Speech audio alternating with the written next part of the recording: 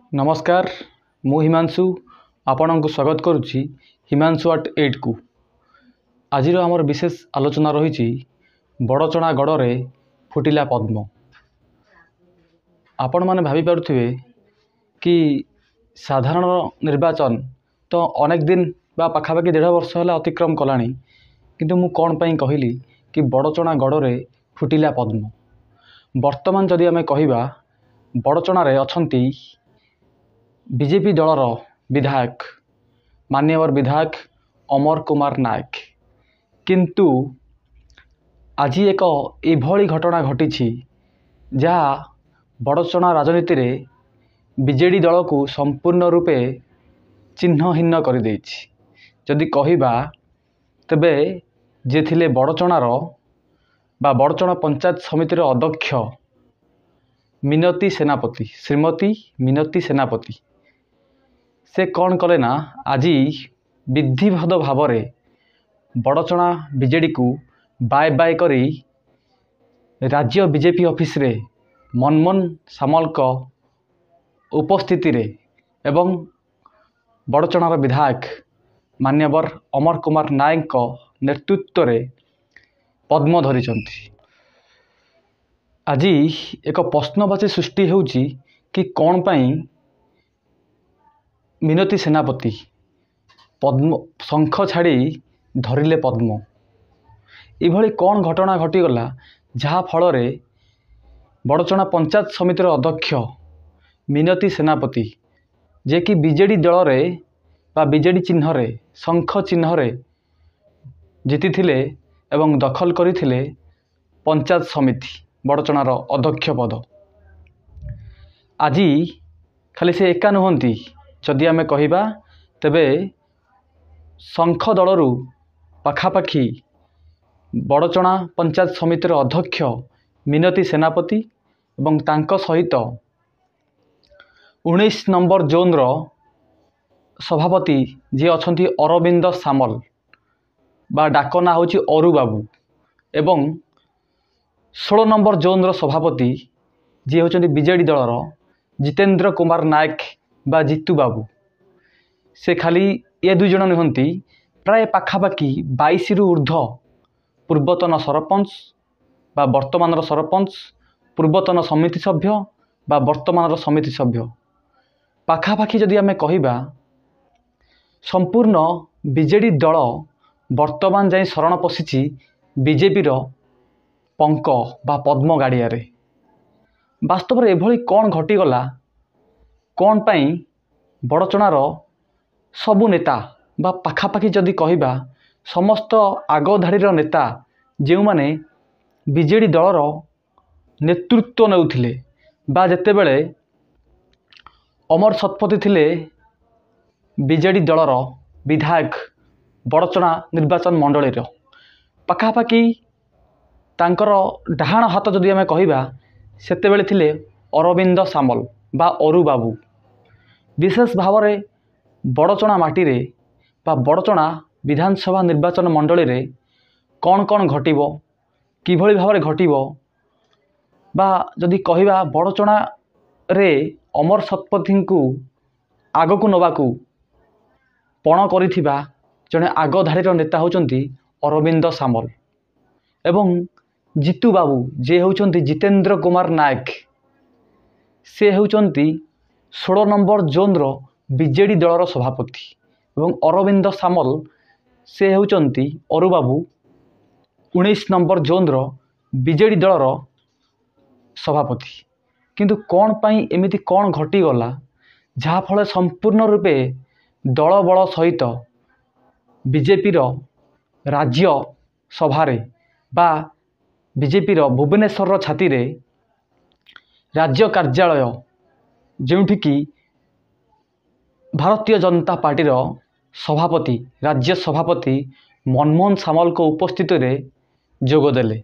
जदि कहिबा बड़चनार विधायक जी अछंती अमर कुमार नायक, तांकर तो हाथ मुठा बहुत टाण होईची।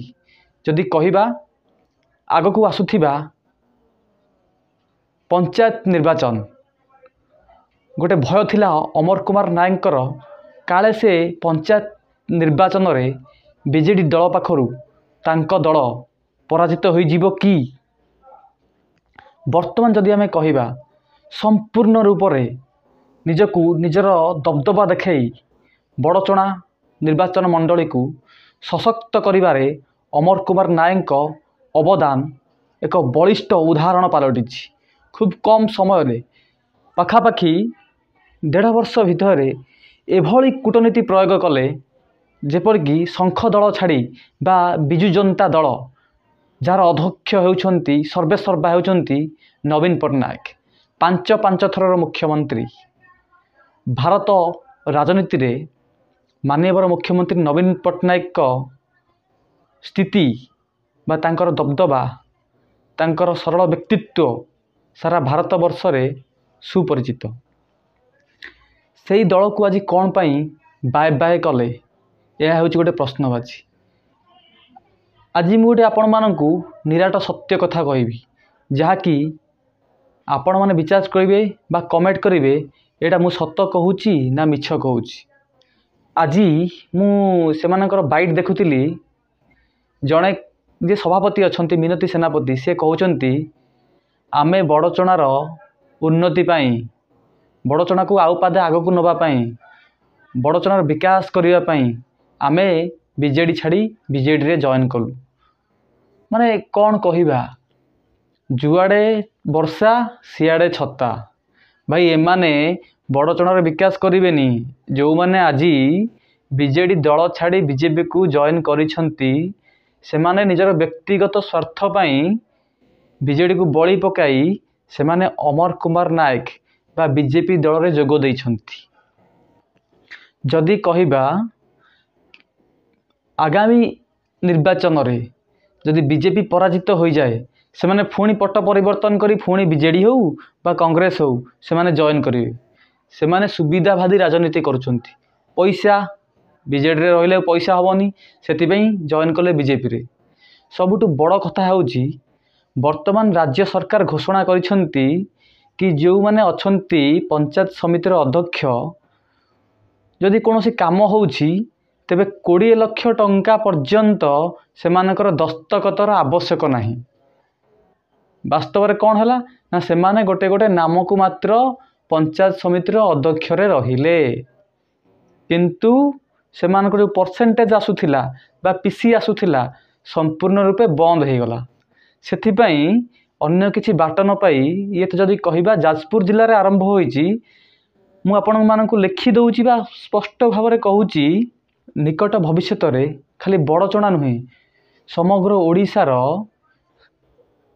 80% ବା 90% ସମିତି ସଭ୍ୟ ଯେଉଁମାନେ ଅଛନ୍ତି ବିଜେଡ଼ି ଦଳର, ସେମାନେ ଅନ୍ୟ କିଛି ଉପାୟ ନ ପାଇ ବିଜେପି ଦଳରେ ଜଏନ୍ କରିବେ। କାରଣ ପଇସା ଆଉ ମିଳିବନି, ପିସି ଆଉ ପାଇବେନି, କାରଣ 20 ଲକ୍ଷ ପର୍ଯ୍ୟନ୍ତ ସେମାନଙ୍କର ଦସ୍ତଖତ ଆବଶ୍ୟକ ନାହିଁ। ଏସବୁ ବିଡ଼ିଓ ମହାଶୟ ଚଳାଇଦେବେ। ଆଉ ବାସ୍ତବରେ ସେମାନେ ଚୌକିରେ କ'ଣ ପାଇଁ ବସିବେ? ଫାଇଦା କ'ଣ ଅଛି? ସମସ୍ତେ ବେପାର କରୁଛନ୍ତି। ରାଜନୀତି ଗୋଟେ ବେପାର, ଘୋଡ଼ା ବେପାର। ଯେଉଁଠି ଯେତେ ପଇସା ମିଳିଲା ସେମାନେ ସେଠିକି ପଳାଇବେ। ବିଜେଡ଼ିରେ ମିଳୁଥିଲା, ବିଜେଡ଼ିରେ 25 ବର୍ଷ ରହିଥିଲେ, ବର୍ତ୍ତମାନ ବିଜେଡ଼ି ସମ୍ପୂର୍ଣ୍ଣ ରୂପେ ସ୍ତବ୍ଧ ହୋଇଯାଇଛି, ସ୍ଥାଣୁ ପାଲଟିଛି। ବର୍ତ୍ତମାନ ବିଜେପି ଓଡ଼ିଶାରେ ଏକମାତ୍ର ଦଳ ହୋଇ ଗଢ଼ି ଉଠିଛି ଏବଂ ସରକାରକୁ ମଧ୍ୟ ଆସିଛନ୍ତି।